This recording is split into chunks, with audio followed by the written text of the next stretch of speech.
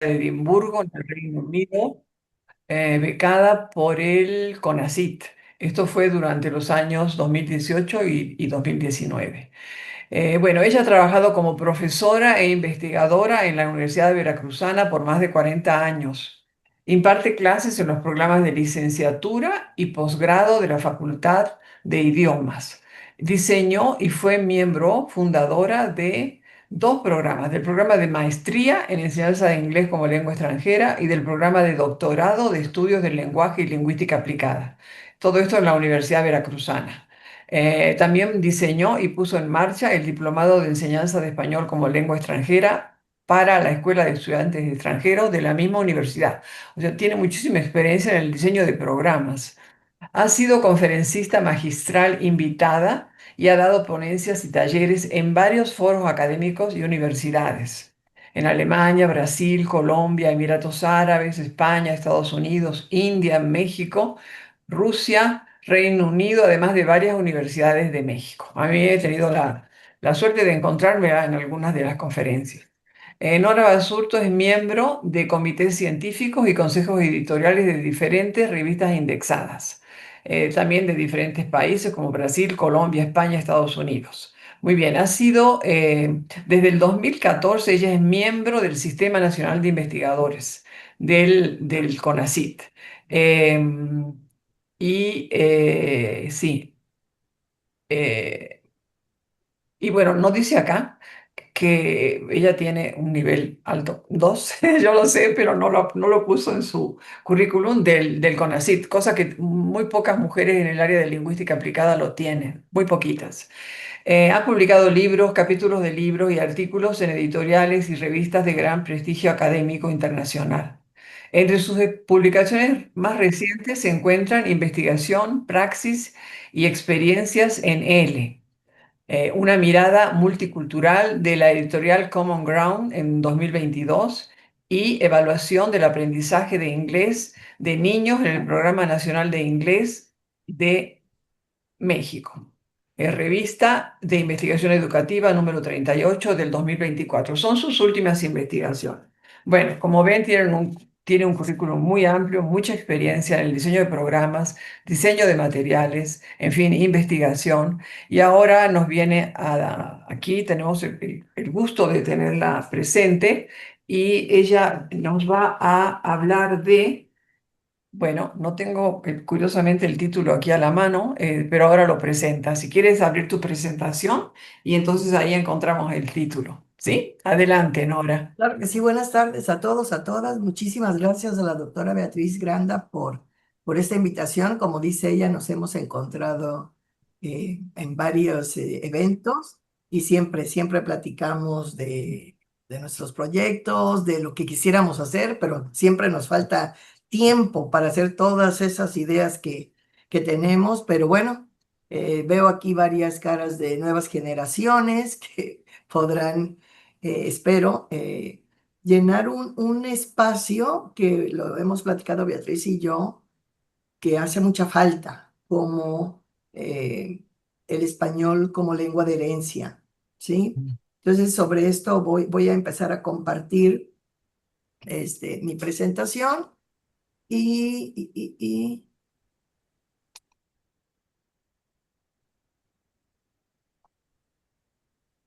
voy hasta arriba porque no sé por qué se abrió acá. Y aquí vamos a ver, no sé si alcancen a ver, ¿sí? Sí lo alcanzamos a ver, Ok. Nora. Ujú. Bueno, pues ahí tenemos el título, diseño y adaptación de material. Ay, aquí hay un error, materiales didácticos para niños y adolescentes hablantes de español como lengua de herencia. Entonces, la estructura de la presentación, voy a tratar de no quitarles tanto tiempo porque, bueno, es la hora en que muchas de ustedes estarán terminando de trabajar y para ir a casa o atender a la familia, no sé, además es viernes, ¿no? Entonces, les voy a compartir en un proyecto de investigación de la Universidad de Guanajuato con los que estoy colaborando. Me invitaron las investigadoras líderes, porque Guanajuato tiene una gran población. De hecho, no sé si saben que Guanajuato es en México el estado número uno expulsor hacia los Estados Unidos. Después vamos a ver una definición de lo que se dice, qué se considera un hablante de herencia, algunos datos sobre hablantes de herencia en Estados Unidos de América, temas centrales para el diseño y adaptación de materiales didácticos, una muestra de materiales que se usaron y que diseñamos durante el taller y consideraciones al elegir o diseñar materiales. En cualquier momento que ustedes deseen que me pare y alguna explicación o alguna duda y no esperar hasta el final, pues con mucho gusto levanta la mano o me lo hacen saber de alguna manera, ¿no? Entonces, aquí en este enlace se puede acceder, a ver si l- ven, ven en la pantalla donde nos llevó. Sí, sí, sí vemos, Ok, Nora. Ellos casi ponen en el chat cosas y que son, y te las puedo ir pasando en el momento, perfecto. si es oportuno y si es necesario, ¿ok? Sí, exacto. Entonces, como verán en esta página está registrado este proyecto en el que estoy colaborando, que empezó en enero del 25 y terminará en diciembre del 26, que está encaminado a estrategias de apoyo para hablantes de herencia inmigrantes de retorno, mejora del bilingüismo efectivo inglés-español a través del acompañamiento docente universitario en México de los programas de formación de profesores de la Universidad de Guanajuato enfocadas en la enseñanza de lenguas. Las líderes de este proyecto son la doctora Iracema Mora y la maestra Alma Laura Montes Hernández, como investigadoras participantes invitadas. Estoy yo de la Universidad Veracruzana. Se encuentra también la doctora María Vicenta González Argüello de la Universidad de Barcelona, Carmen Ramos Méndez de la Universidad Internacional de Múnich, Alemania, el doctor Isaac Frausto Hernández de la Universidad de Texas en El Paso, Estados Unidos. Y bueno, pues, se obtuvo un financiamiento de 300,000 pesos. Bueno, vamos a regresar. Voy a quitar este y espero que regrese a la presentación inicial. Aquí está. Regresamos al, por si quisieran, pueden visitar con más calma y todo lo del proyecto, ¿no? De qué trata esto. Siempre es bueno saber qué están haciendo nuestros colegas en otras partes de México y establecer un diálogo con ellas, con ellos, para ver en qué van, qué podemos nosotros también y cómo ganar otras ideas, ¿no? De lo que están haciendo y que nosotros ya hemos hecho, de lo que están haciendo y hasta dónde llegan y qué podríamos hacer nosotros. Bueno, esta definición de hablante de herencia del español la tomo de Guadalupe Valdés, eh, que publica en el año 2000 y que dice que en el campo de la educación bilingüe la definición de hablantes de herencia ha sido fundamental para comprender la diversidad de perfiles lingüísticos en el aula. No hay una sola definición aceptada, pero es la que como más citada y la que más se usa, ¿no? Valdés nos dice que ella describe a los hablantes de herencia como estudiantes que crecieron en hogares donde se habla un idioma distinto de inglés. Está hablando desde los Estados Unidos, lo que les permite desarrollar algún grado de bilingüismo entre el español y el inglés. Esta definición, ampliamente citada en la literatura, subraya que no se trata de un grupo homogéneo, sino de individuos con competencias variables en comprensión, producción oral y alfabetización. Entonces, es muy, muy importante reconocer esta heterogeneidad, ya que resulta clave para el diseño de prácticas pedagógicas inclusivas que no solo valoren la lengua de herencia como recurso cultural, sino que también atiendan las necesidades específicas de cada estudiante. ¿Sí? Es impresionante. Y digo esto con base en varios proyectos de investigación que he hecho junto con la doctora Iracema Mora, con algunas colegas de Chihuahua, la diversidad de hablantes del español en los Estados Unidos en cuanto a su bagaje cultural, educativo, las edades, las condiciones, cómo llegaron a los Estados Unidos y cómo han regresado a México. Es impresionante, no podríamos decir, el hecho de irse de México, de Guanajuato, no es lo mismo que irse del estado de Veracruz o del estado de México o de Querétaro, etcétera, etcétera, porque junto con esto, con este español mexicano, vamos a decir, esta variedad del español mexicano, llevan también costumbres, maneras de relacionarse, etcétera. Entonces, es súper, súper heterogéneo el grupo de hablantes de herencia. En ese sentido, la propuesta de Valdés abre un marco de reflexión crítica sobre cómo las instituciones educativas pueden evitar enfoques deficitarios y, en cambio, promover la preservación y el fortalecimiento del patrimonio lingüístico, ¿no? Toda esta diversidad si hablamos tan solo, imagínense, de la diversidad lingüística en México, imaginarnos la diversidad lingüística de los hablantes de español en Estados Unidos, que no solo son de México y de los diferentes estados de México, sino de Puerto Rico, de Colombia, de Argentina, etcétera, ¿no? De El Salvador, etcétera, etcétera. Entonces, esto es muy, muy importante tenerlo en mente si queremos diseñar cursos, si queremos diseñar materiales o adaptarlos. Entonces, en breve, la definición de hablantes de herencia son personas que fueron criadas en hogares donde se habla español, pero escolarizados en inglés. Entienden o hablan español en algún grado, dependiendo de la familia, dependiendo si fueron castigados o castigadas por usar el español fuera de casa, o qué tanto les hablaban español en la casa. Sí, fíjense la diversidad. Puede ser dos padres mexicanos, o puede ser madre mexicana casada con un hablante de otra lengua, del inglés o de polaco o de chino o de alguna lengua que no sea precisamente el inglés, ¿no? Bilingües son bilingües con competencias variables, pueden ser muy fluidos a la hora de hablar, pero no muy fuertes a la hora de escribir y aún menos cuando se trata de escritura académica, ¿no?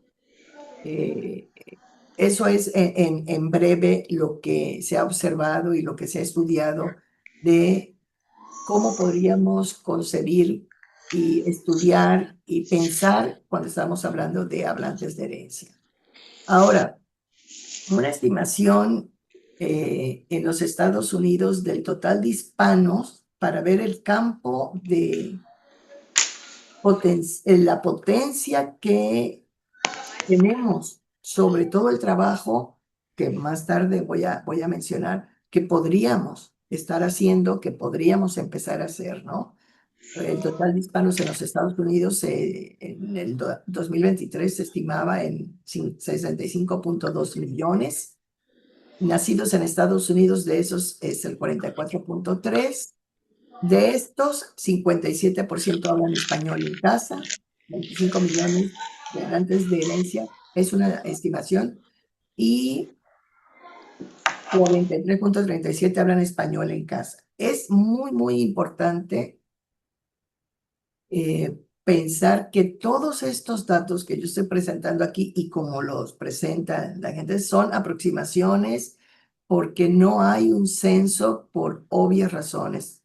Como todos nosotros sabemos, muchos de nuestros connacionales o muchos migrantes a los Estados Unidos que migran de América Latina o de algunos otros partes del mundo a los Estados Unidos, muchos de ellos, en el caso de nuestros connacionales, van de manera ilegal. Por lo tanto, pues esos son números aproximados, ¿no? Yo quería encontrar qué tantos son de origen mexicano para reducir un poco si quiero diseñar materiales o un curso, pues trataría de hacerlo.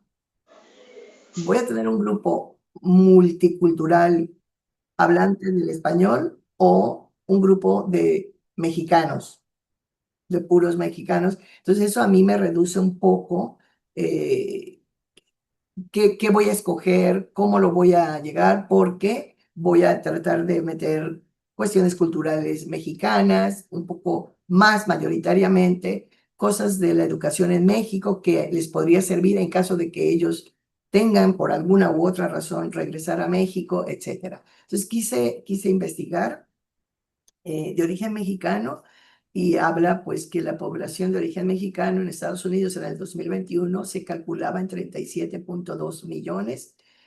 De estos nacidos en Estados Unidos, 26.6 millones. Muchos mexicanos se van eh, a veces solos, solas, y allá se casan con alguien más o tienen una pareja, o se van jóvenes y allá empiezan a tener a sus hijos, ¿no? Muchos se van ya con la familia, con niños pequeños, recién nacidos, o también hemos visto que se van con un hijo o dos y allá nacen tres o dos más. Entonces, como insisto, son grupos súper, súper heterogéneos, ¿no? Es lo que hace interesante y quizá un poco más difícil, o que pongamos nuestra creatividad máxima para tratar de cubrir esta población tan diversa de la mejor manera posible cuando queremos apoyarlos tanto en el español o profesores bilingües en español e inglés, dependiendo de cuáles son las necesidades. Y también se estima que probablemente el grupo mayoritario de hablantes de herencia sea precisamente de mexicanos, con 15 millones y siendo esto el 57%. Eh, unas pequeñas notas aquí. Hablante de herencia no es una categoría censal, las cifras son aproximaciones, las estimaciones basadas en origen, lugar de nacimiento o de idioma en casa. Y bueno, pues estos son algunos de las asociaciones que han tratado de llevar un control o saber un poco más. La Universidad CUNY, College University of New York, hace trabajo sobre el español para hablantes de herencia, pero eh, sabemos que pues no se puede no se puede asegurar que se tienen cifras y números muy, muy exactos. Ahora, les voy a contar un poco sobre el taller donde se me invitó a hacer para formación de profesores, y había profesores ya en práctica. Aproximadamente asistieron 44 entre profesores que ya estaban en práctica, que ya estaban dando clases a niños, y también a veces a la mamá o el padre de los niños de español. Y otros de los asistentes al taller eran profesores en formación. Muchos de ellos jóvenes que están estudiando la licenciatura en español, lengua extranjera, y o la licenciatura de inglés como enseñanza del inglés como lengua extranjera. Entonces, ¿qué fue lo que hicimos? O lo que hice, y que creo que cualquier diseño de programa o de materiales tendríamos que empezar a hacer. Antes que nada, un análisis de necesidades. Y esto, como un ejemplo, me gustó mucho el artículo de unos colegas de Indonesia que hicieron de una investigación que hicieron en el año 2020 sobre el análisis de necesidades para una escuela vocacional allá. Entonces, es esencial en la enseñanza de lenguas. Ellos se centraban en nuestra área, enseñanza de lenguas, porque también el análisis de necesidades se puede hacer para ingeniería, para cualquier programa, en cualquier área. De hecho, deberíamos de hacerlo como primer paso. ¿Por qué? ¿Y cuáles serán los objetivos? Alinea objetivos, materiales y la evaluación con necesidades reales. Si hacemos un análisis de necesidades con nuestras población eh, targets, no quisiera decir nuestra población meta, ¿no? Con la que tenemos en mente que vamos a trabajar con ellos, pues eh, explorar sus necesidades a través de cuestionarios, de entrevistas, de encuestas, nos va a ayudar a alinear los objetivos, qué materiales deberíamos de estar usando para una enseñanza, un apoyo más eficiente y una evaluación, cómo se va a evaluar, ¿no? Estas necesidades reales. También nos ayuda a identificar competencias lingüísticas de los estudiantes que ya tienen y esto nos va a servir de base para el diseño y o adaptación de los materiales didácticos, ¿sí? Saber en qué punto están de su desarrollo, de su competencia lingüística oral, escrita, comprensión lectora, auditiva, etcétera. Es por eso que es muy, muy importante. Y explorar, no sé si aquí me aparece que yo estoy tapando esto, ¿ok? Explorar las percepciones estudiantiles sobre buenos materiales. Recordemos que muchas veces nosotros llegamos a nuestros estudiantes y creo que pasa mucho o pasaba que llegamos y empezamos a dar clases, cualquiera que ésta sea, puede ser de lengua, puede ser de sociolingüística, de psicolingüística, y empezamos como a dar el curso sin darnos cuenta, pensando que ellos no traen ningún conocimiento, ¿no?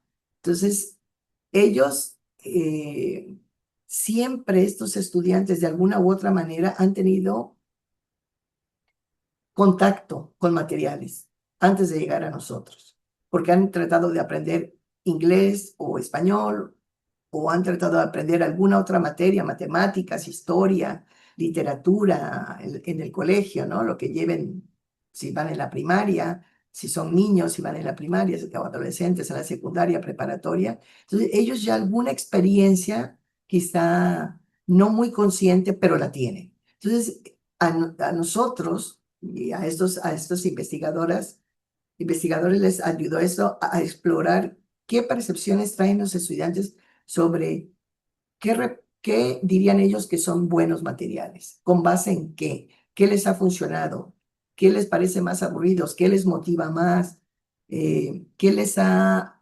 ayudado en el desarrollo de X habilidad, ¿no?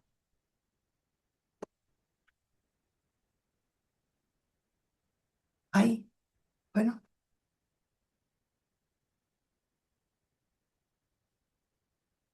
ahora, ¿por qué no?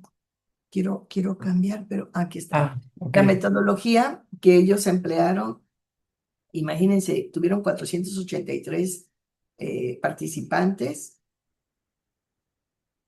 que eran estudiantes, 11 directores de programas y utilizaron cuestionarios y entrevistas. Hicieron un análisis usando estadística descriptiva más categorización cualitativa. Era un estudio mixto donde tenían datos cuantitativos y datos cualitativos.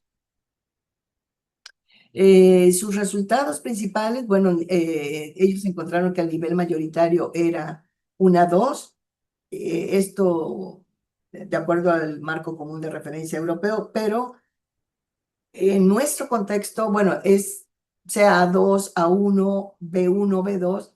Lo importante aquí es saber en qué nivel se encuentra la mayoría de nuestros posibles estudiantes, nuestro grupo al cual nosotros queremos enseñar o para los cuales queremos diseñar o adaptar materiales, ¿sí? Entonces, ¿qué habilidad tenían estos estudiantes más fuerte? Era la lectura. También, pues ahí para eso sirvió esta investigación, este análisis de necesidades para detectar en qué grado, qué era lo que ellos más necesitaban, qué era lo que más fuerte tenían lectura, cuáles eran las más débiles, la gramática, la expresión oral, y cuál era la prioridad, por qué estaban ahí, por qué están en el curso, para hablar, escribir en contextos académicos y laborales. Era lo que más necesitaban, ¿no? Y las competencias también más valoradas por estos estudiantes, por los participantes, era escuchar, identificar temas y puntos principales, ya más específicamente leer qué, para qué leer, comprender correos, regulaciones y manuales, hablar, pero hablar sobre qué o para qué querían desarrollar más estabilidad, pues para participar en discusiones, para expresar opiniones, de acuerdo a las respuestas que dieron los participantes. Y Una preguntita, perdón que te interrumpa, Nora, no, pero adelante. nada más para aclarar, eh, eh, porque bueno, tú trabajaste en un taller con maestros de formación o maestros que ya estaban impartiendo clases, 44 maestros, ¿verdad? Habíamos, Sí, ambos. pero este análisis de necesidades y lo que estás acá describiendo se refiere a estudios que hicieron ellos mismos para ver a quién diseñaban el material. ¿O No, no? este No. análisis de las necesidades, yo se los mostré a ellos. Hay literatura extensísima sobre necesidades, análisis de las necesidades, ya sea para que si tenemos interés en crear un curso, en crear un programa, en crear materiales, en crear, pero ¿por qué? ¿Por qué era necesario? ¿Por qué es necesario hacer? Porque muchas veces partimos para crear un programa, vamos a decirlo así, que era el caso y que ellos, por ejemplo, aquí vimos varias cosas que no habían visto los que estaban en formación o que habían diseñado materiales, pero brincándose el análisis de las Ah, necesidades. muy bien. Entonces, este es un ejemplo de un análisis de necesidades hecho por estas colegas de la India que De llevaste a este Indonesia. curso. Ah, Ah, muy exacto. bien. Muy bien, Y gracias. Sí, gracias. Y sobre todo, puedo compartir después el artículo porque me pareció muy interesante. Este reporte, este artículo reportaba sobre análisis de necesidades para el diseño de materiales, no el diseño de un curso, no el diseño de un programa educativo, sino específicamente para diseño y adaptación de materiales didácticos para una población específica de estudiantes y que necesitaban para hablar una lengua diferente a la suya. Entonces, también se puede, si nosotros pensamos en nuestro posible, queremos diseñar materiales, queremos adaptar, podemos ver también que al hacer esto vamos a podemos obtener información sobre cuáles son las competencias más valoradas por aquellos a quienes tenemos en mente o sabemos que les vamos a estar diseñando los materiales o haciendo el curso o el programa educativo, ¿no? Específicamente, como acabo de decir, lo escogí porque era para diseño de materiales, no de curso ni de programa educativo. Entonces, ellos querían, en este estudio resultó que, ¿para qué querían aprender a escribir mejor en la lengua meta para redactar cartas simples y reportes, ¿no? Si nosotros pensamos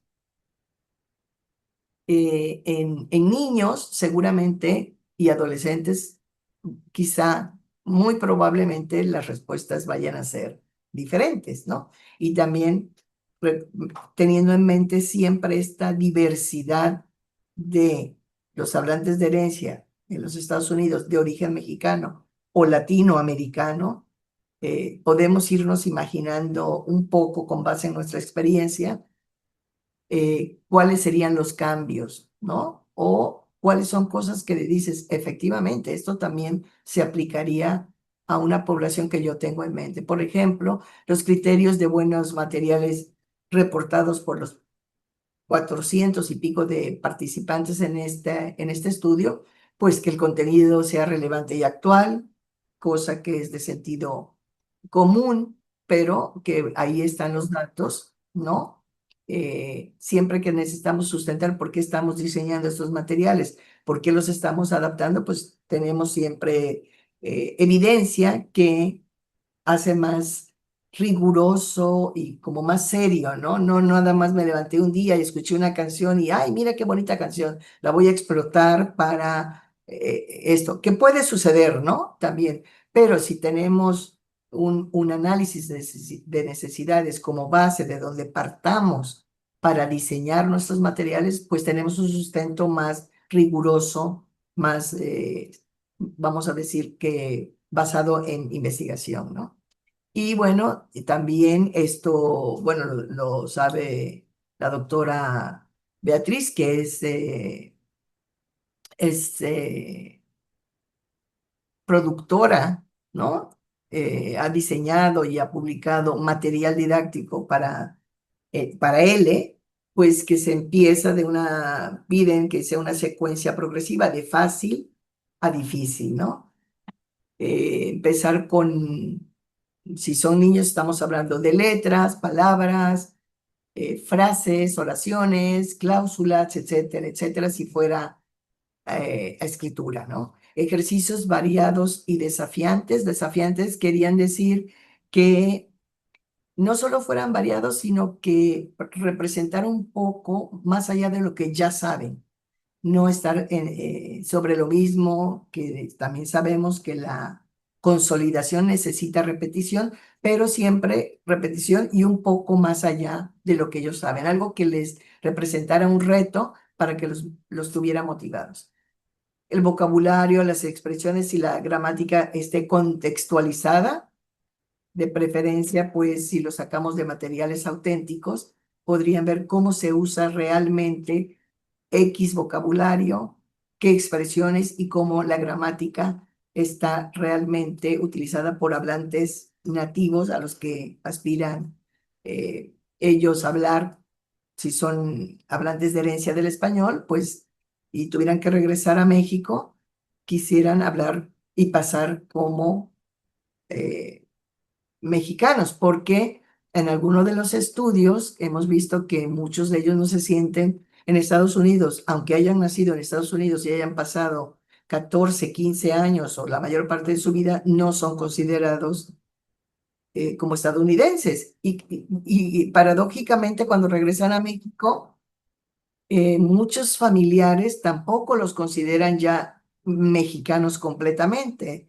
Hay que tener mucha sensibilidad cuando tratamos con estos hablantes de herencia que regresan a México, porque hasta la familia a veces los rechaza porque traen cierto acento en el español. Su español es lo que le dicen pocho, quebrado, ¿no? Son palabras que han sido dichas y reportadas por retornados o migrantes de retorno que vivieron una larga temporada en los Estados Unidos y por razones diversas tuvieron que regresar a México. Bueno, también se habló del uso de recursos tecnológicos como un buen criterio para diseñar y utilizar materiales buenos.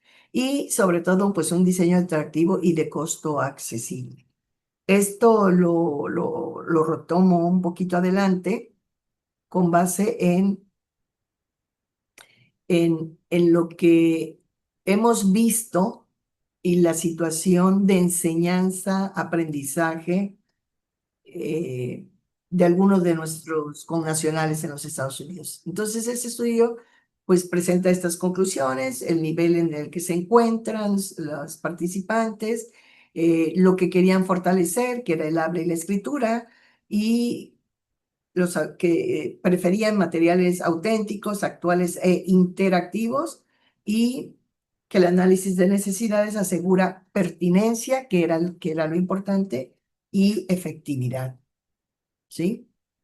Entonces, por eso la importancia de esto.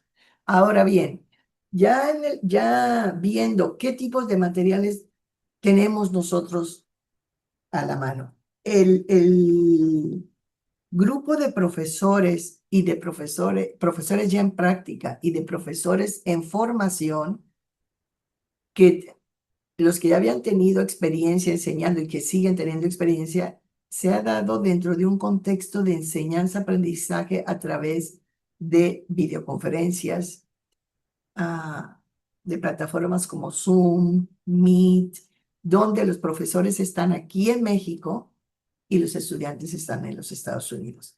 Sabemos que la situación actual es bastante difícil. Muchos de ellos dejaron de asistir a las escuelas por temor a ser deportados, a- o si eran eh, ya nacidos en Estados Unidos, pues, y niños o adolescentes, pues que sus padres ya no podrían ir a la escuela cuando los padres están en calidad de ilegales, ¿no? Entonces, estos profesores están enseñando a este grupo detectado en los Estados Unidos a través del teléfono o de una computadora, de lo que tengan en casa. Por eso también eso, la importancia de ver en los materiales el costo que les va a representar, no a nosotros como maestros, sino a ellos. No podemos pedir, por ejemplo, libros de texto. Pues aquí ustedes tienen libros de texto diseñados por ustedes para español lengua extranjera, como L, ¿no? Una de las cosas que hemos visto es que libros de texto para hablantes y cursos de español para hablantes de español lengua de herencia, me atrevería a decir que casi no hay, sino es que no hay. Casi todos los libros de texto, y pueden hacer una búsqueda, libros de texto para hablantes de español lengua de herencia, que es muy diferente a los que vienen a tomar de Alemania, del Reino Unido, de Asia, de cualquier parte del mundo, y que vienen a aprender el español como parte de sus estudios en la universidad o por gusto, porque les gusta el español, a alguien que ya tiene un bagaje lingüístico y cultural relacionado con el español. Yo me centro en México porque pues es lo que más conozco, ¿verdad? Pero no, en esos grupos de repente también hay de otras partes de América Latina. Entonces, libro de texto es un vacío enorme que podríamos pensar en cómo podríamos diseñar algún libro de texto y si es que es necesario, ¿no? Después, otro tipo de material son los materiales auténticos, que vamos a ver una muestra, que son libros, si nos centramos en niños y adolescentes, libros, cuentos que hayan sido escritos de preferencia en español de América Latina o de México, dependiendo, como les digo, por eso ese análisis de necesidades, quiénes son nuestros estudiantes, quiénes van a ser nuestros usuarios de estos materiales. Materiales auténticos, al rato les presento una lista más completa, pero ¿en qué pueden pensar? Cuentos, eh, periódicos en línea, ¿no?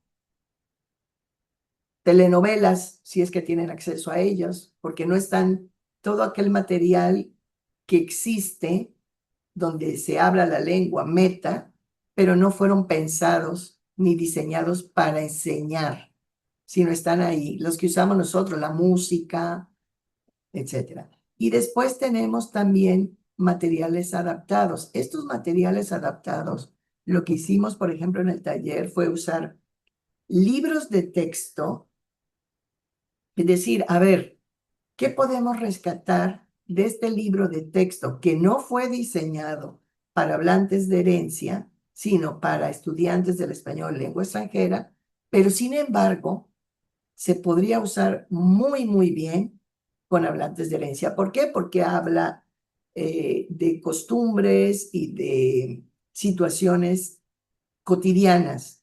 Para esto le dije y pedí permiso a la maestra, a la doctora Beatriz Granda.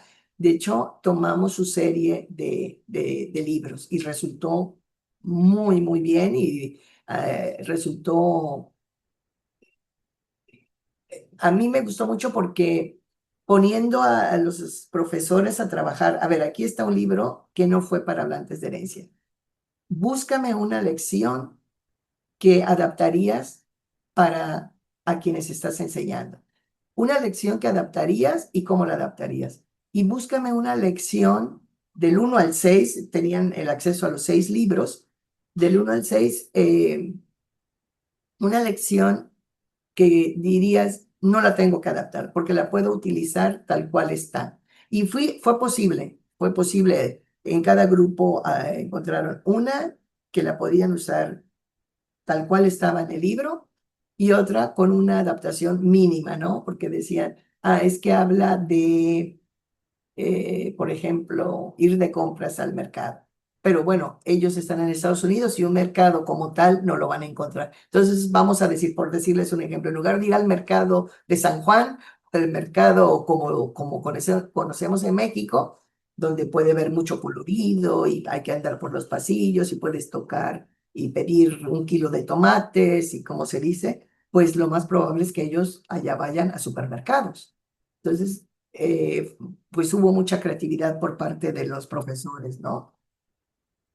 Materiales adaptados, también vimos muchos juegos, muchos juguetes. Yo llevé algunos juguetes que pude comprar, juguetes didácticos, que pude llevar de aquí a Guanajuato, pero que tendríamos que pensar que no lo podemos llevar y no cómo los podemos compartir o ver si ellos los pudieran conseguir en los Estados Unidos. ¿Y por qué era importante material lúdico y juegos? Pues porque estábamos hablando de niños cuya concentración es pequeña, no los podemos tener leyendo un libro como los adolescentes, pero sí con jueguitos podríamos ir jugando con ellos y hacerlos que hablaran, tomar nota de grabar la clase, y después hacer de manera indirecta trabajo sobre los errores a la hora de que, ¿cómo armarías la República Mexicana? Pues voy a poner, vamos a decir que pronuncian mal algunas palabras, etcétera. Entonces, estos 3 bloques, ¿no? Eran como los principales detectados de tipos de materiales didácticos que nos pueden servir muy, muy bien, tanto L como para hablantes de herencia. Entonces aquí tenemos toda una lista de tipo de material, los ejemplos, consideraciones, por qué son textos auténticos adaptados, noticias locales, blogs, revistas. Ahora sabemos que hay muchos podcasts, blogs, TikToks, todo esto que podemos, ¿no? Relevancia cultural, nivel ajustado, antologías, colecciones culturales, literatura latina, testimonios, poesía. ¿Por qué? Porque refuerzan la identidad y conexión comunitaria. Lecturas o lectores, como le llaman estos en inglés, easy readers, lecturas graduadas o textos adaptados, cuentos simplificados con un glosario. De esto le comentaba el otro día a la doctora Granda que no es un cuento, pero hay un libro de Fernando del Paso que se llama De la A a la Z por un poeta. Precioso libro, si nos da tiempo, espero llegar allá. Se los voy a presentar. Lo llevé, les encantó y vimos muchas posibilidades para explotarlo. Y este libro, aunque está hecho para niños, de la A a la Z por un poeta, por Fernando del Paso, de hecho lo hizo para sus nietos, viene con un glosario de estas palabras que él utilice, que sabe que no son muy comunes para los niños, ¿no? Entonces esto, una progresión, nos sirve para una progresión en lectura y vocabulario, materiales multimedia, materiales interactivos, Realia, como se dice en inglés, son materiales eh, reales, ¿no? Como pueden ser recetas, artefactos, objetos familiares que pueden utilizar para mostrar. Y hay una conexión tangible con la cultura y la ley. Bueno, seguimos tipo de material, podemos hacer encuestas o pedirles que ellos hagan encuestas, cuestionarios de uso. eh, Gramática contextualizada, proyectos comunitarios, pedirles que hagan con si sus padres, abuelos, tíos, si están viviendo en comunidad, pues que hagan un proyecto comunitario donde le pidan al abuelo que les cuente pues una leyenda de México, de su lugar de origen, ¿no? Y vinculan lengua con comunidad y motivación, ¿no? Esto lo pueden hacer como proyecto los estudiantes. Materiales creados por estudiantes y apoyo lingüístico. Ahora bien, por ejemplo, estos son algunos de los materiales que llevé. Aquí, si ven, es el libro de Fernando del Paso. Hay un juego que se llama Manzanas con Manzanas, donde tienen que convencer al otro, ¿no? Entonces, con este juego, haces comparaciones, uno dice abogado y los otros tienen tarjetas donde hay definiciones que a lo mejor no tienen nada que ver con, con la otra manzana, pero se presta mucho a discusión y a cosas rápidas. La lotería típica que ha existido, pues desde que yo era niña, imagínense, ¿no? Y está cómo cantarla, ¿no? Cómo cantar cada de una de ellas. Obviamente aquí tendríamos que tomar en cuenta, y lo que hicimos ahí es, de todas estas imágenes, ¿les resultaría atractivo a los niños, adolescentes de ahora? Sí, bueno, pues usémoslo o hagamos la práctica, usémoslo y a ver si dicen, ay, pero el diablito, o la sirena, o el gorrito, ¿no? Ah, no, bueno, bueno, ¿qué te gustaría cambiar? ¿Qué cambiarías? O sea, en lugar de eso, pues igual nos topamos que ponen ahora el videojuego o personajes del videojuego. También teníamos de dos maneras la República Mexicana. Este era desarmarlo y armarlo, y esto hay una técnica que se llama pensar en alto mientras estamos haciendo una actividad y pedirles se desarma todo la República y va armando y uno va grabando. Ah, como háblate a ti mismo mientras, "Ay, iría a Veracruz aquí, no, ya me equivoqué". Y ahí nosotros podemos detectar también sobre qué tenemos que trabajar más y qué materiales vamos a diseñar con base en, sin que ellos se sientan que los estamos juzgando, ¿no? Con los hablantes de herencia, pues hay que tener bastante sensibilidad no no se dice así, se dice, hay que buscar, hay que trabajar mucho y hay que buscar maneras de apoyarlos, de enseñarles, de presentarles materiales que no los hagan sentir mal, ¿no? Y por ejemplo, este otro mapa eh, era diferente a este que era más sencillo, era más complicado y, por ejemplo, el material que surgió de aquí del taller era cómo explotarías para niños y adolescentes. Ah, bueno, pues les pediría, ¿tú de qué estado vienes? Ok, ¿cuál es la capital? Pregúntale a tus padres como ¿qué, cuáles son los platillos típicos de tu estado? ¿De qué otro estado conoces? ¿Qué sabes? ¿Qué tanto sabes? ¿No? Y son juguetes que no se hicieron más que para los niños de aquí y que empezaran. Este era un cuento de un amigo escritor que ha escrito no solo para adultos y es un escritor veracruzano, creo que uno de los escritores veracruzanos más importantes que vive todavía y que vive en El Paso, Texas.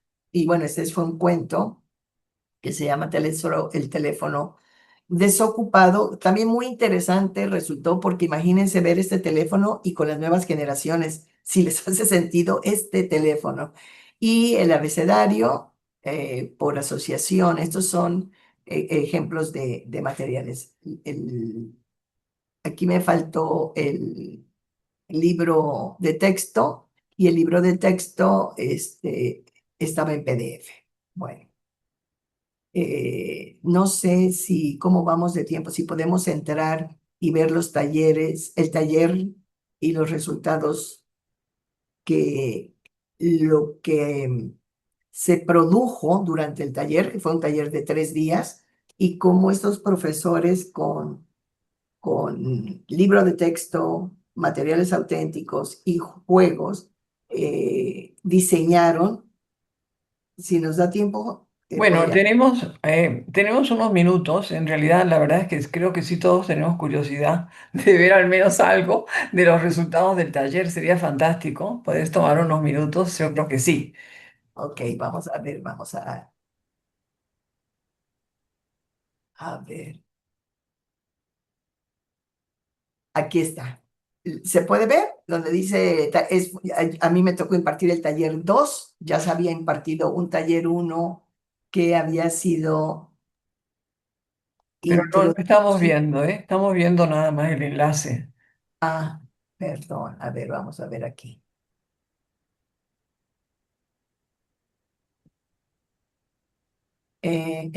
Aquí voy a poner, dejo de compartir y voy a entrar entonces al enlace a este. Ahí sí, ahí alcanzan a ver. Ahí sí estamos viendo, ¿no es así? Perfecto.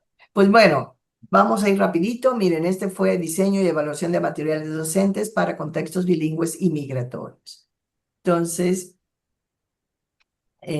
arrancando motores, si ven aquí lectura previa, lluvia de ideas, la presentación, actividad materiales. Y aquí, uy, no me permite, no sé por qué, a ver, actualizar. O me voy a tener que ir así, ¿no? Actividades que inspiran. Eh, lo bueno que aquí lo que tenían explorando materiales didácticos, qué tipo de materiales habían usado con mayor frecuencia en su experiencia docente y pues fue una sorpresa porque ellos, el 43% había dicho que había usado libros de texto. Esto era para enseñanza de inglés o de español lengua extranjera. 77 materiales creados o adaptados por el profesor y materiales auténticos, el 40%. Vamos a ver. De esta actividad de telésforo, Ujú. espero que vean, ven el video. Sí, sí lo vemos.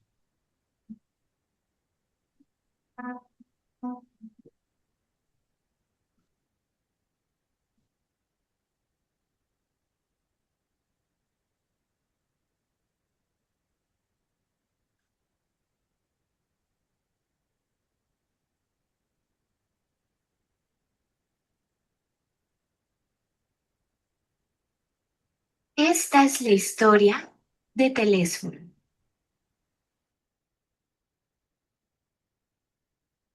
un teléfono como cualquier otro, negro, gordo y de baja estatura. Sin embargo, él no era feliz, pues no había recibido ni una llamada desde que lo compraron. Pero una mañana, un acontecimiento cambiaría su vida.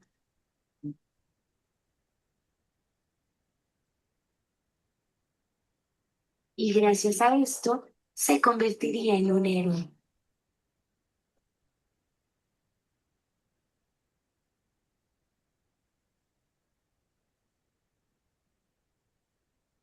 Bueno, esto a nosotros nos sirvió para, a partir de este video, a cada grupo de los profesores que estaban trabajando en grupo de 3 o 4, se les dio un libro, un cuento infantil, y tenían que hacer un video de 2, 3 minutos. Se salieron del salón, hicieron muñequito, el muñequito principal, si era sobre una sirena.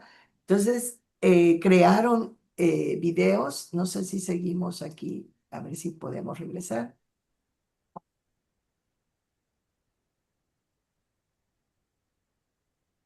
Aquí está el libro. Y resultaron videos muy, muy. Ah, miren, aquí está. No sé si alcanzan a ver español para la vida cotidiana: 1, 2, 3, 4, 5, 6. Y las actividades.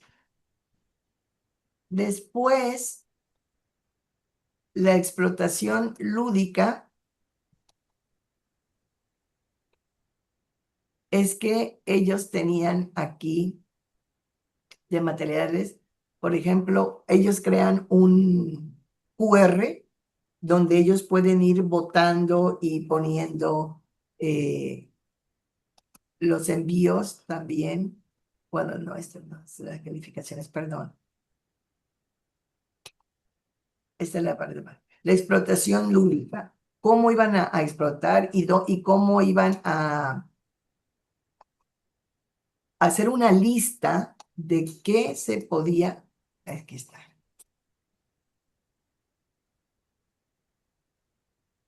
Pero quiero ver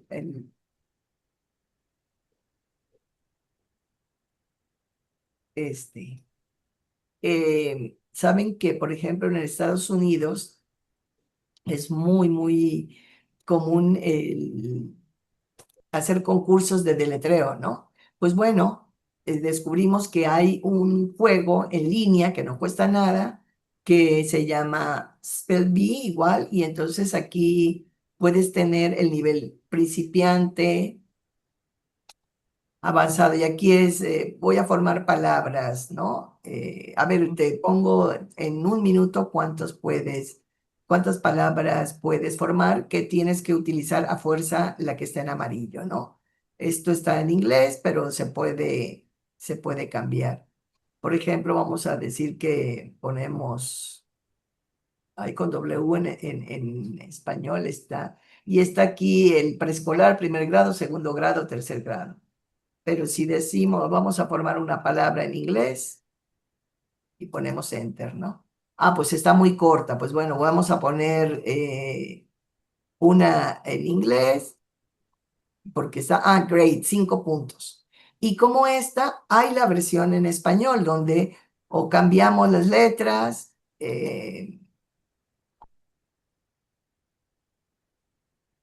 Mire, aquí está. Y entonces se puede, este juego que está en línea y en la condición en que estos profesores están enseñando a través que no pueden mandar los materiales, pues esto resultó muy atractivo para niños. Formar y de sencillo a más complejo. Para niños, pues forma palabras. Para un poco más avanzado, ¿cuántas palabras formaste? 5. Bueno, pues ahora con esas 5 palabras vas a tratar de hacer una oración. Y si no se presta para hacer una oración, pues una oración con cada una de las palabras. Ahí ya entra la creatividad y la necesidad y qué tanto conocemos a nuestros estudiantes. Este fue un juego que es súper entretenido, es muy ágil para niños y para adolescentes, ¿sí? Y les digo, pues puede ser desde nada más estar formando, a ver un concurso, cuántas palabras formas en 1 minuto, en 2 minutos, y se queda a nivel de palabra, ¿no? Ahora deletréame las palabras que encontraste, o irlo haciendo más complejo. Con las palabras que encontraste, me vas a hacer una oración, o me vas a hacer un poema, o me vas a hacer un pequeño cuento. Ahí sí ya entra la creatividad y este es el Spelling Bee Game, que dice aquí 100% gratis. Otro juego que también tuvimos, que se llama Wordly, que es un juego de palabras. Yo realmente lo vi, estoy suscrita al New York Times y viene, para los que estamos suscritos, está este juego que se llama Wordle en inglés, pero la maravilla fue encontrar que existe en español, en inglés, en cualquier inglés del Reino Unido, inglés para niños, alemán, italiano, portugués, etcétera. Entonces, pues bueno, lo vamos a dejar en español y tiene 5 casillas y vamos a decir, díganme una palabra con 5 letras. A ver, Beatriz, una palabra con 5 letras. Una palabra con 5 letras. Vamos Verbo, a decir, ¿eh? ¿Alguien dijo? Alguien verbo, dijo algo, ¿eh? verbo. Verbo, vamos a Verbo, ok. ver.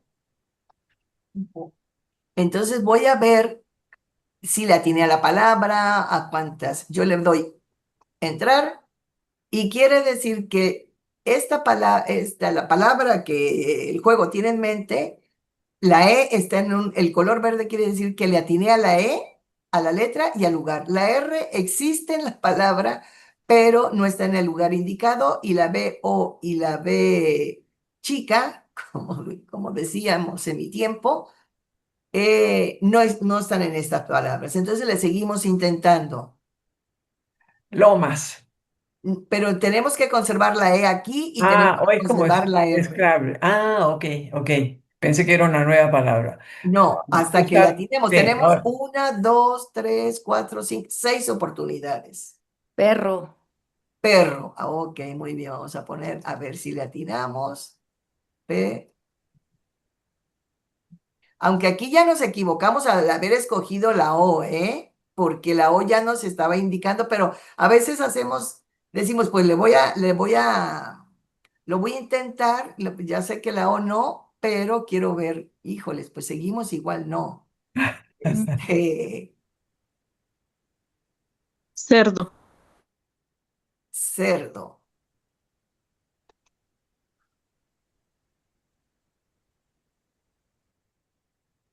Ponle Híjole, otra cerda. vez, ya Otra va, vez ya la Otra onda. vez van tres la... veces que Ponle, perdimos, ponle sí. cerda. Cámbiala por la O por la A, a ver si. Exacto, Cerda, exacto. Eso es lo que le sí, tenemos que ir cerda. haciendo Ajá. para ver qué letras.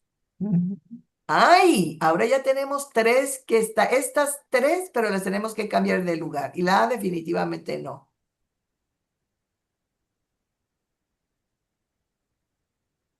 ¿Qué podría ser? Lo que dices es que la E es correcta. La E, aquí fíjese, el color verde quiere decir que es la letra en el lugar indicado. La amarilla quiere decir que las letras están en esta palabra, pero no están en el lugar Ah, indicado. Color gris, cero, ni el lugar indicado ni la letra. no, pues está más difícil para los profesores que para. Pero porque ahorita estamos así, pero yo lo juego muchísimo, porque bueno, ya ven que dicen que también para tener la mente ocupada, y lo juego en inglés y lo juego en español. Lo tenía en inglés por el New York Times, que lo da gratis, y estaba investigando, ¿estará en español? ¿Estará? Porque se las quería compartir a mis hermanas y mis hermanas no hablan inglés. Y entonces muy bonito porque, ay, ¿qué será? ¿Qué será? O sea, uno no sabe, ¿eh? Puede ser algo Lente. No, dos veces no sé. Ujú. vamos a cambiar la E, a ver, vamos a poner de algo que nos suene de,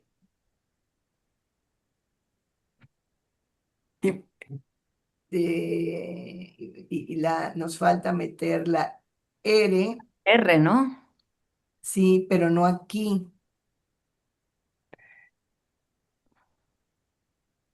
ah, De, la otra. ay, No, pues está en chino. Sí, no está. Bueno, pero bueno, podemos pensar en algo un poco más. algo. simple, pero usando, digamos, sí, como lo pensamos al principio, a lo mejor utilizarlo de otra manera. Todo esto se puede adaptar según el nivel. Claro, A lo así mejor podemos aquí poner. sí, se requiere como, sí, no está fácil. re- No está fácil porque estamos ahorita así, pero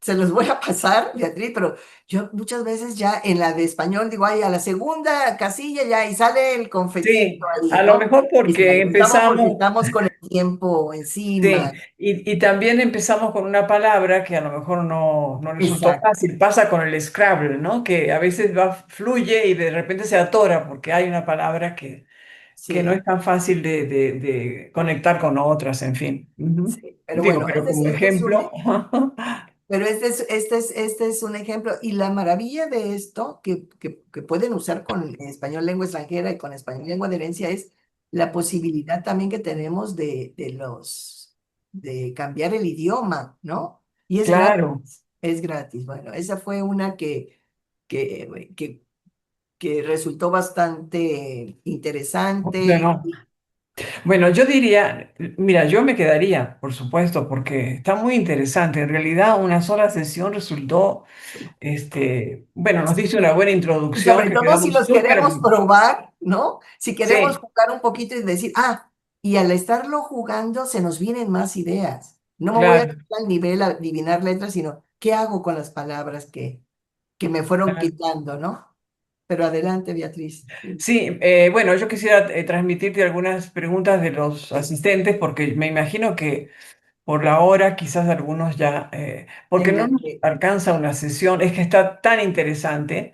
Eh, Primero, podemos hacer felicitarte un por la taller, idea, sí, podemos hacer felicitarte por la un, idea del taller, porque con toda la necesidad que hay, la demanda, el hecho de atender a estos jóvenes que son maestros, a la formación de profesores, pues es una buena manera de contribuir con esta necesidad y bueno, hay muchísimo por hacer, ¿no?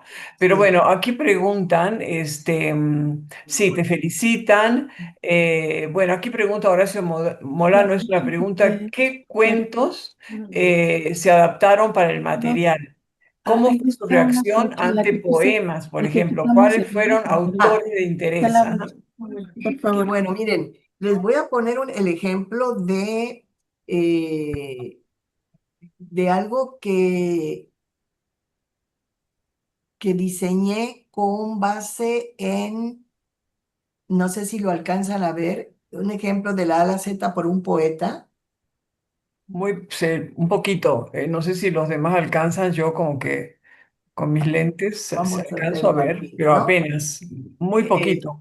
¿No lo puedes agrandar? No. lo estoy agrandando, no sé, No. aquí dice un ejemplo de la A a Ah, la ahí está. Z por, ¿sí? Sí, un poquito mejor. Si lo puedes agrandar un poquito ¿O más, más? mejor. Ahí está. Ok, ahí sí. Bueno.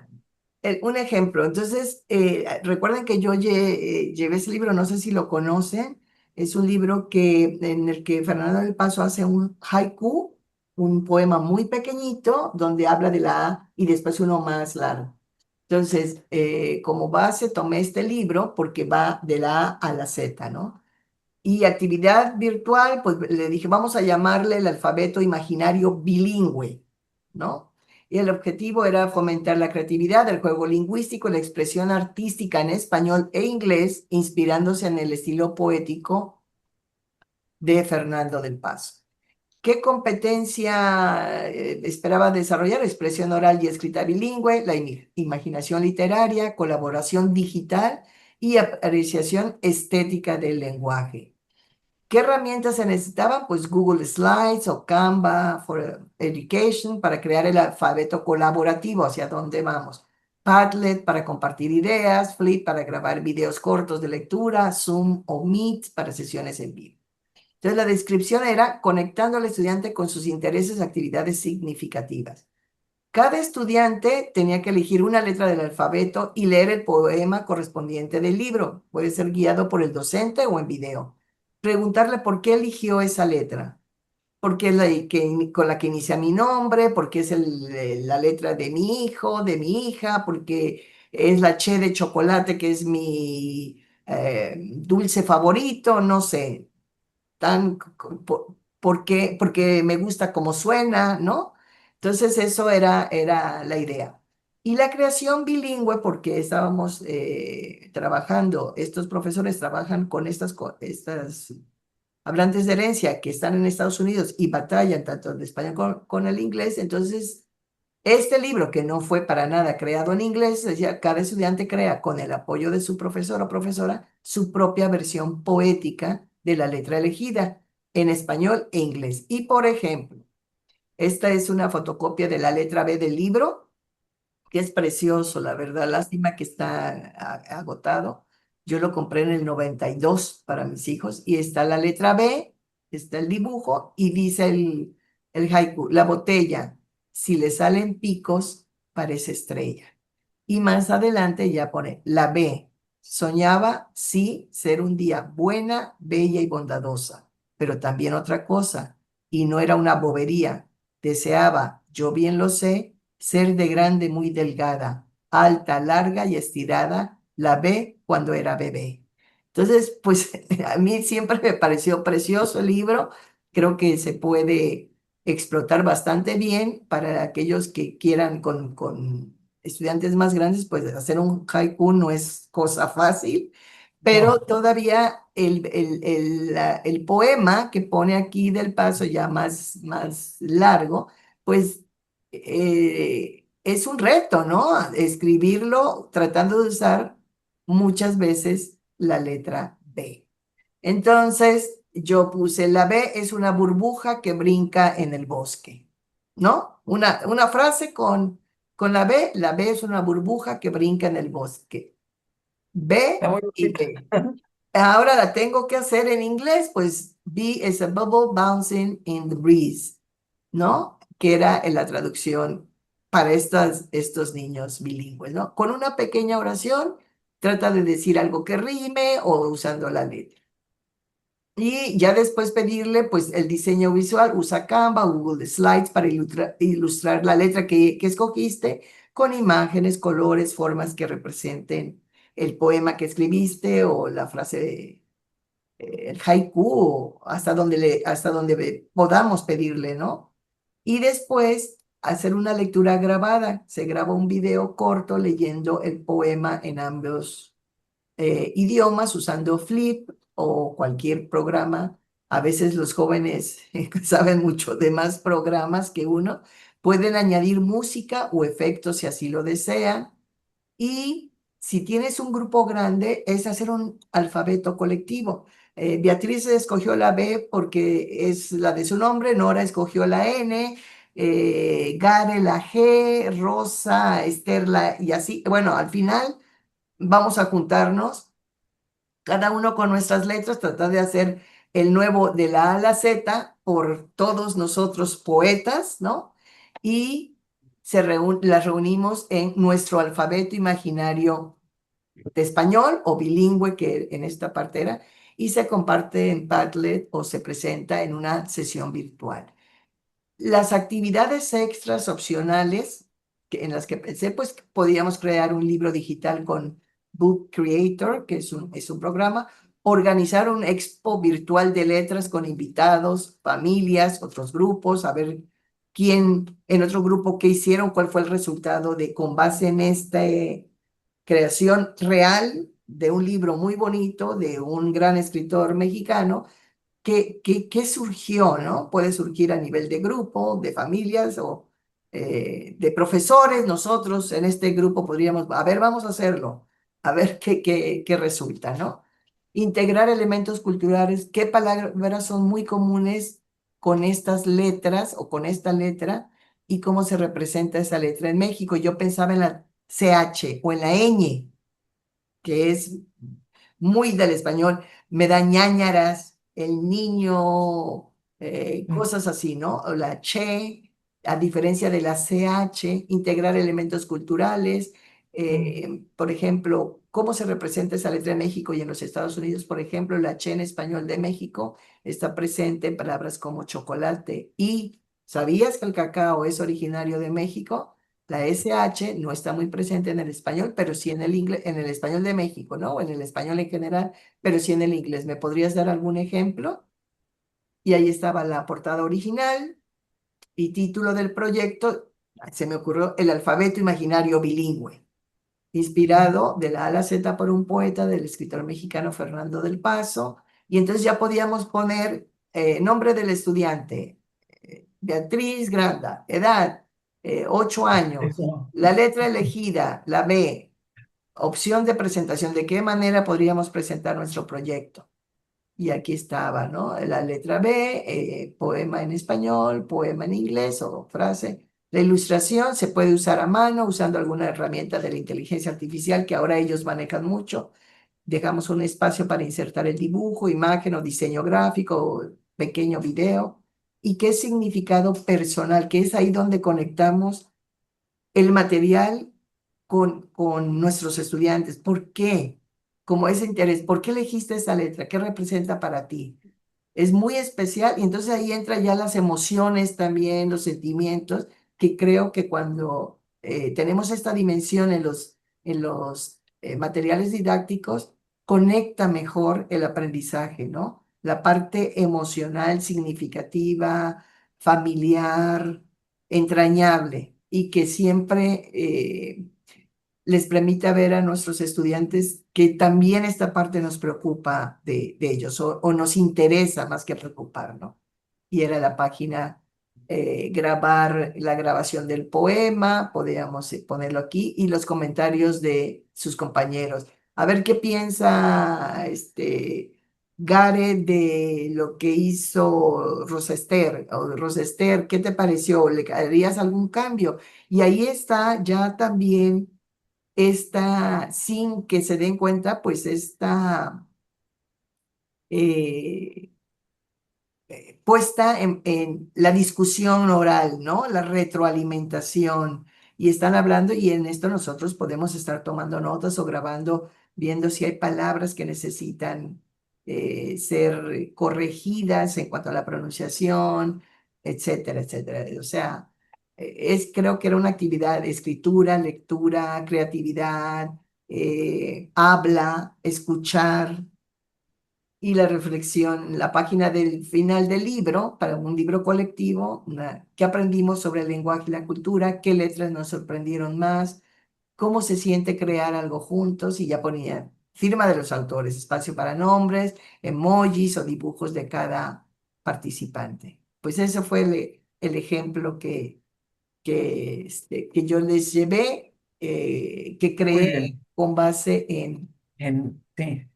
En la Ay, literatura, digamos, en lo de... Sí, muy, muy bonito, muy creativo. Bueno, hay muchísimas preguntas y muchísimas inquietudes, quieren saber muchas cosas, como por ejemplo, claro que para esto tomaría mucho tiempo. Dice, si un profesor está ahí partiendo clases en línea, como el ejemplo que diste, ¿cómo puede usar esos materiales didácticos, ya que hacer algún juego en línea que sea atractivo y que implique un desafío sería caro? ¿Qué propondrías? Te voy a leer más preguntas para que sí, las contestes de manera general. sí. Preguntan también, según su experiencia, ¿cuáles son las principales diferencias entre el español lengua extranjera y el de herencia? ¿Qué se suele adaptar además de los elementos culturales propios a su comunidad, como el ejemplo que dio del mercado y supermercado? Bueno, esas. Después son muchas felicitaciones. ¿Cómo recomienda tratar en clase el interlenguaje variante o Spanglish, entre comillas, que ya está fosilizado en los estudiantes de herencia? Trabajar con hablantes de herencia, ok, felicitan, agradecen, pero bueno, quedaron esas preguntas que te acabo de hacer, son bastante Sí. diferentes, pero no sé si quieres abordar algo en Sí, general. claro. Pues muchas gracias por los comentarios y por las preguntas. Voy rápido a la de la diferencia entre español lengua de extranjera, que es creo que lo que hacen en el CP UNAM, lo que hacemos aquí en la Universidad Veracruzana, español lengua extranjera y español lengua de herencia. En español lengua de herencia, español lengua extranjera, por lo general vienen gente cuya lengua materna es otra que no es el español y que muchas veces no han tenido, lo aprenden porque es parte del currículo de la escuela, porque es parte de sus estudios, etcétera, etcétera, o porque les gusta la cultura que representa ese idioma, ¿no? El portugués porque me gusta mucho el bossa nova o me gusta la cultura brasileña, portuguesa, etcétera. Entonces, estas personas muchas veces no han tenido contacto con el español, los que vienen a aprender español como lengua extranjera, o han tenido no en casa. Y los hablantes de herencia son personas que han ido creciendo entre estos dos idiomas. ¿Por qué? Muchas gracias. Porque en casa se habla español. Estamos hablando de personas que tuvieron que emigrar a los Estados Unidos en el mayor de las veces. Y si estamos hablando de México y de América Latina, de Centroamérica, pues es más fácil para ellos y el sueño dorado es llegar a los Estados Unidos. Es una realidad que no podemos ya, pues, olvidarnos de eso en nuestra área de enseñanza. Y estos no, estos ya vienen con un aprendizaje de manera natural del español en casa, porque el padre o la madre o ambos hablan español en casa, pero a la hora de ir a la escuela es en inglés. Ahora, ¿qué pasa con los hablantes de lengua de herencia? Porque diríamos, bueno, si ya hablan español, si es su lengua materna, ¿para qué les vamos a enseñar? Ahí es donde regreso a lo del principio de la presentación. Hay una diversidad impresionante de hablantes de herencia. Hay desde los cuyos padres fueron a Estados Unidos de México, vamos a decir, para situarnos en México, se fueron sin haber terminado la primaria. Van de pueblos, a veces de comunidades donde la lengua materna es una lengua nativa y el español es una segunda lengua para estos mexicanos, ¿no? Que van de Chiapas, que van de Tlaxcala, que van de Oaxaca. La primera lengua puede ser el náhuatl y el español. Y quizá en casa se habla más náhuatl que español. ¿Qué pasa con los hablantes de lengua de herencia? Los estudios que se han hecho, en los que yo he intervenido y que he leído, es que muchos de ellos manejan un español que no los hace sentir seguros con su español, que sienten que no hablan ni bien ese español porque lo aprendieron del papá o la mamá, que su español no es lo suficientemente, vamos a decir, bueno o correcto. No, no me gusta emplear esa, pero cuando ellos se tienen que regresar a México y quieren entrar a la universidad porque allá no pueden entrar, porque es cara, porque su situación migratoria no se los permite, regresan con un español que ellos hablan, pero que la misma familia o los de alrededor dicen: ¿por qué hablas así? Hablas raro, hablas pocho, hablas, hablas quebrado, dices aiga, dices, rompido. Y si van a entrar a la universidad, su español hablado es más fluido, más suelto, aunque tiene, pues, un amplio espacio de mejora, pero el español académico ha representado un reto muy, muy fuerte para ellos. De hecho, muchos de ellos entran a la licenciatura en lengua inglesa porque traen el capital lingüístico más, se sienten más seguros en inglés, al menos en fluidez. Ya el inglés académico después descubren que también necesitan mucho trabajo en ello. Entonces, esas son las principales diferencias, ¿no? Un hablante de español o alguien que quiere aprender español como lengua extranjera es muy diferente a un hablante de herencia del español que quiere mejorar, pulir, eh, aprender otras comunidades de práctica, ¿no? Otro léxico.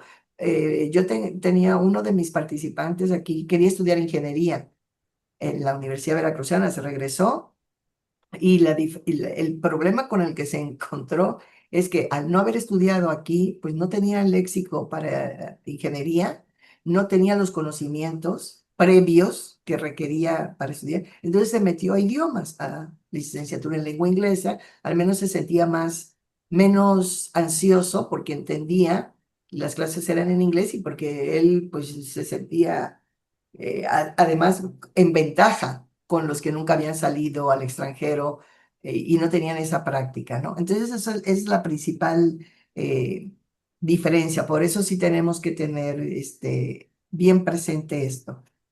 Mm, Y materiales en línea, efectivamente, estos materiales que llevé, que eran en físico y que podíamos ver en Guanajuato, por ejemplo, estuvimos descubriendo cómo podríamos hacer. Ah, bueno, tenemos libros por ejemplo, los libros de Luis Arturo Ramos, que tiene varios libros para niños como Telésforo, Blanca Pluma, etcétera, etcétera. Yo hablé directamente con él, si uno tiene contacto con ellos o con la editorial, dije, oye, queremos hacer como una biblioteca, un repositorio de materiales que los que están en Estados Unidos tengan acceso a ellos, pero bueno, tenemos que tener cuidado con los derechos de autor.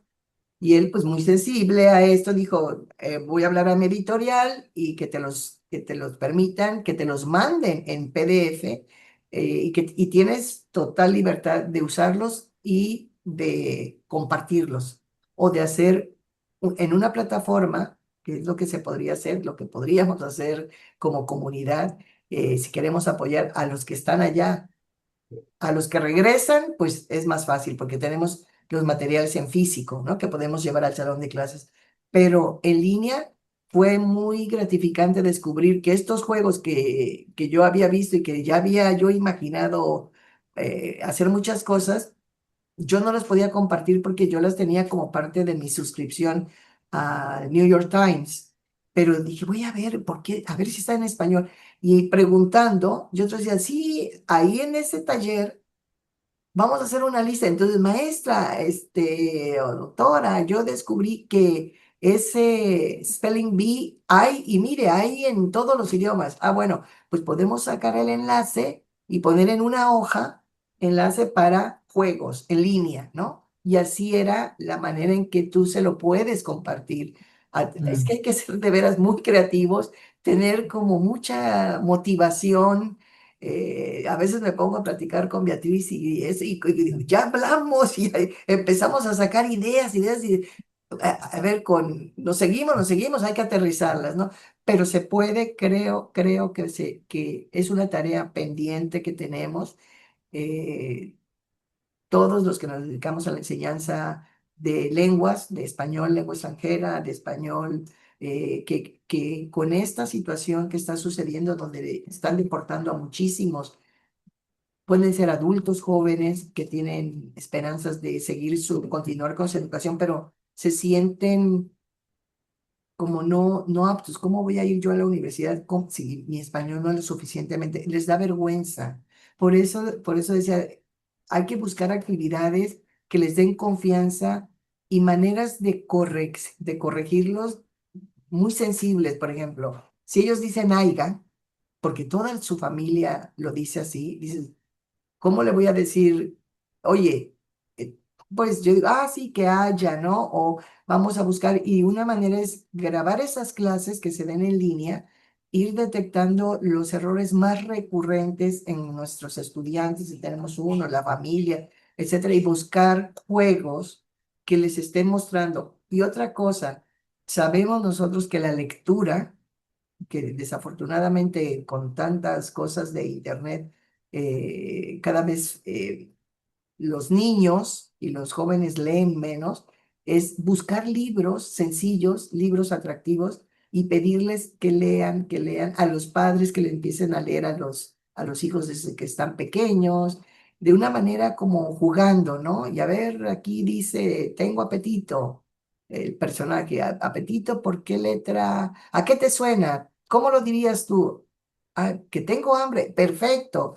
Y así como una manera de jugar y de incentivar ese gusto por el lenguaje y de ampliar el léxico, aprender más de mi idioma, de mi papá, de mi mamá o el mío, que cuando yo me fui lo hablaba, pero lo he ido perdiendo o me estanqué porque mi educación ha sido en inglés. Espero haber respondido, aunque sea, y bueno, ya no, ya no terminamos ni con la presentación. Sé que tienen que ir a otros deberes. pero pues les Bueno, agradezco muchísimo la atención y bueno, ojalá nos podamos reunir en otra ocasión, terminar de pasar el PowerPoint, terminar de ver y que juguemos los jueguitos que tenemos ahí porque no hay nada como hacerlo y nos va surgiendo una serie de ideas. sí, sí, Ah, sí, sí, es podríamos más, a hacer mí yo ya esto. tengo unas ideas para hacer contigo. Sí, Pero bueno, como siempre, aquí te agradecen muchísimo la presentación, muy motivante, muy interesante. Ha habido una gran concurrencia con todo y que hay otros eventos. No han venido compañeros de Tasco y ahí hay una compañera que precisamente está trabajando y sí hay un libro que precisamente con el que se va a empezar un curso ahora el 5 de octubre que es de redacción para hablantes de español de herencia. Y tenemos algunos trabajos, por ejemplo, un trabajo de hace años de unos compañeros que hicieron libros de historia para niños, que ahí quedó, cosas que podemos rescatar. Hay alumnos de la especialización que han hecho propuestas didácticas, material, diseño de materiales para hablantes de herencia, niños, o hay también bastante para español académico, en fin. Yo creo que de todo esto tenemos que seguir conversando para tratar de que salgan proyectos concretos, pero bueno, sería muy apreciada tu ayuda para hacer talleres o esas cuestiones y proyectos concretos, porque bueno, es mucho lo que hay que hacer. Nora, te agradezco muchísimo, muchísimo tu presentación. Te felicito por toda la creatividad, por todo el interés, el entusiasmo que le pones a todo esto siempre y por toda la producción que tienes alrededor de esto, toda la experiencia y todo lo que nos has transmitido acá. pues Entonces, bueno, lo tenemos que dejar, ya no es posible quedar gracias, por Beatriz, por la ahora. invitación. Fue un gusto. Gracias por la asistencia, la participación. Y claro, pues sí, efectivamente quise resumir, no dio tiempo lo que hice en 3 días. Teníamos como 4 horas diarias o 6 horas diarias de taller, pero claro, espero que se queden con muchas ideas y con mucho gusto nos reunimos en algún taller cuando ustedes lo consideren. Bueno, Gracias por su Muchas asistencia y gracias, por su Nora. atención. Gracias, Betty. sí, ahí te están Gracias. agradeciendo oralmente. Bueno, gracias a todos los asistentes, y hasta la próxima sesión del seminario. Muchas Sí. gracias. Hasta Gracias, buen luego. provecho. Sí.